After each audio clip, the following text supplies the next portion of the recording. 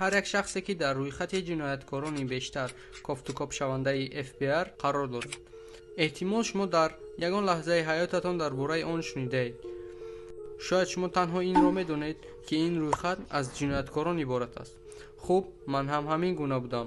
бинобар ин каме таҳқиқ кардам ва имрӯз ба шумо таърихи кӯтоҳеро дар бораи рӯйхати кофтукопшавандатарини ФБР-ро нақл мекунам ва баъд ба ҳар шахси дохилшуда дар ин рӯйхат ва сабаби воридшавии онҳо муфассал меравем.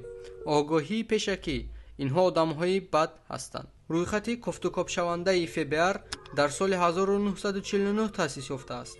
вақте ки директори ФБР бо сармуҳаррири хабари байналмилалӣ дар як зиёфат иштирок доштанд ва онҳо дар бораи роҳҳои таблиғ ва дастгирии ҷинояткорони хатарноки ФБР суҳбат мекарданд, ФБР мехост тавассути рӯзномаҳо байни шаҳрвандон огоҳӣ паҳн кунад ва то бештар маслиҳат гирад ва мақомоти қонунро бо иттилоот мусаллаҳ созад.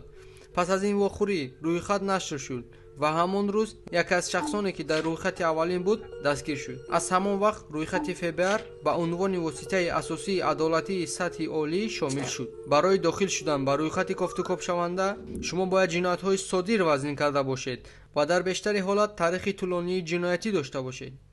яъне мо имрӯз ба мисолҳои он назар меандозем ва танҳо ду роҳи хориҷ шудан аз ин рӯйхат аст: ё дастгир шудан ё фавт кардан.